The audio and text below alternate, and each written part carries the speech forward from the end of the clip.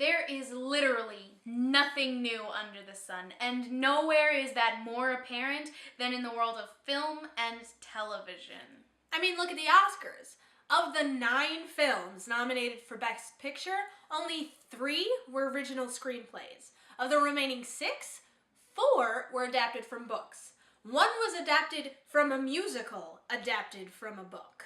Movie makers have picked over the world of literature like hyenas at the carcass of a particularly fat gazelle. So tonight, we're going by the book on The Couch. It's not hugely surprising that books get made into movies all the time. Stories are stories, and the really good ones always seem to translate well across media.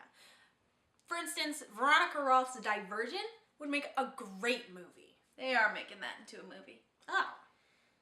You know, John Green's The Fault in Our Stars, that would make a sad but excellent movie. Making that into a movie too. Oh. Ender's Game? Yeah, they're making that into a movie. Huh. You know, with today's special effects, I think they could finally film that famously difficult to film epic trilogy, The Lord of the Rings. Well, tonight we've got 3 books that we think should be movies and haven't already started pre-production. So our first pick of the night is Joseph Heller's Catch-22. But Julia, they already made a movie of Catch-22 in the 70s with Alan Arkin. It was awesome. It was awesome, but we are now living in a post-Tarantino world where linear storytelling is not the only option. The book jumps around in time so much, and the real driving force is not kind of the linear progression of the story, but the question that Yossarian keeps asking: where are the Snowdens of yesteryear? All the characters know the answer to that question, but the reader doesn't, because the story isn't told in a linear way. So now that Quentin Tarantino has really opened up the idea of telling a story in bits and pieces that don't go in order, I think we could make this movie and bring it closer to the original book, and you would have that greater driving force that is the question, what happened to Snowden? You're gonna think I'm crazy, but our next pick is The Silmarillion by J.R.R. Tolkien. Bear with me. If you've read this, you know it's really dense. Julia reads it to go to sleep at night.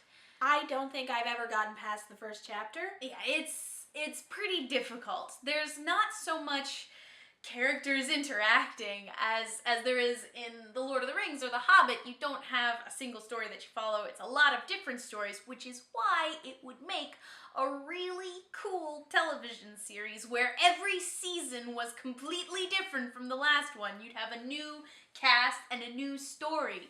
Because there are all of these stories that are trapped in the Silmarillion like flies in a web. A really, really boring web. Really boring. And I think there's an opportunity here, really, because there are these great story ideas, and they're not fleshed out line by line. So a scriptwriter could come in and do that. It would have to be a good scriptwriter, and you'd have to have one hell of a special effects budget, but it would make a pretty awesome TV show. And our final pick of the night is Good Omens from Terry Pratchett and Neil Gaiman. I do believe this is already in the works, but this is kind of our shout out to be like, let's get on this, guys. Let's make this happen. More faster. More faster. I really want more Terry Pratchett movies in my life. I really want more Neil Gaiman movies in my life. So this seemed like a perfect compromise. The combination of the two of them together, the book was hysterical. They make an amazing writing team, and they write incredibly witty dialogue. I would get the two of them to do that script. Oh, heck yeah. Yeah. Heck yeah. Like, don't farm that out. Get them to write it, because they do a great job. Yes. And it's a great story for film, because it's about the apocalypse. Like, that's a really filmable subject. Dude, I could totally see Benedict Cumberbatch playing one of those characters. Oh my gosh, Benedict, is Benedict Cumberbatch in there somewhere? I think the best one that I saw was Martin Freeman and Tom Hiddleston. Yes! As even better. As the main Martin character Freeman is the angel, Tom Hiddleston is the demon. Oh, it'll be so good. It'll be so good. There are some books that should never have been made into movies. Like A.S. by Its Possession is one of the best books I've ever read, but it's kind of a book lover's book. I mean, it's about fictitious dead Victorian poets and modern literary research methodology, and I don't know why it was made into a movie.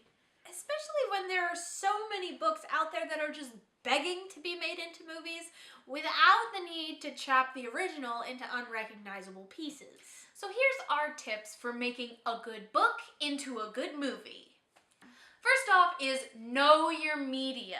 Know what books do, know what movies do, know what doesn't translate between them.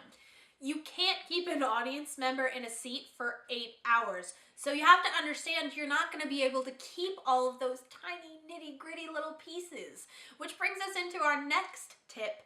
Focus on capturing the spirit of the book, and you won't have to worry about all those tiny details. Now, this doesn't mean that you can ignore continuity. It's important to keep the details consistent. You can't bring in details that are wrong. You just have to pick and choose which ones are important. This is things like staying true to the book world, and especially the book characters. You stay true to those two things, people aren't going to worry about the things you left out. And we feel that there's really only one way to reliably do this, which brings us to our most important tip. Love your subject. I cannot emphasize this enough. There is a big, big difference between a book that you turn into a movie and a movie that is based off of a book. Half the time, movies that are based off of books are completely unrecognizable from the original. And if that's the case, what was even the point? If you just want to make a movie, find your own story. And don't try and say that it's based off of a book if you're not actually gonna base it off of the book.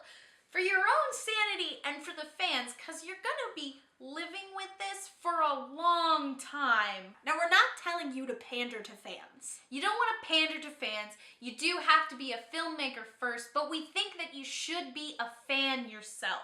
Especially since the movie-making process really hard.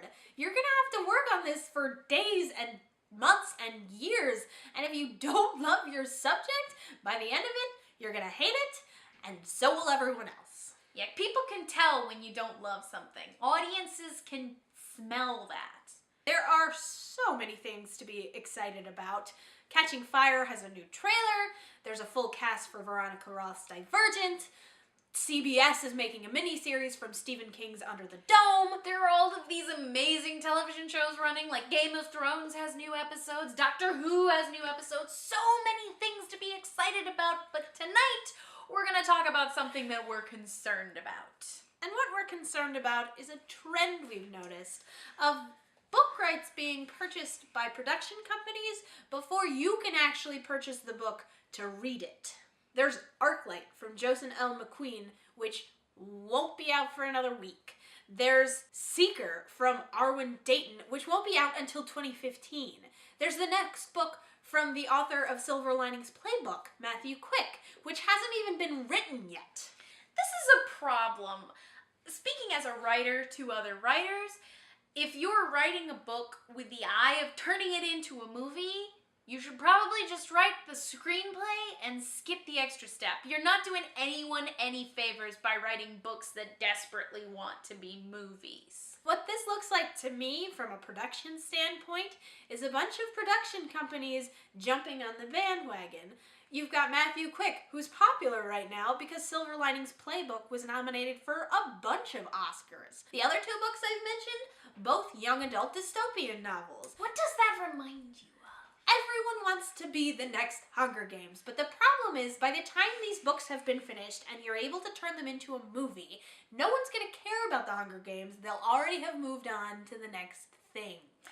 5 years ago, everybody wanted to write the next Twilight. 10 years ago, everyone wanted to write the next Harry Potter. Instead of writing the last thing, why don't you just write the next thing? So that's what we're concerned about this week. Join us again next time. And until then, Keep watching.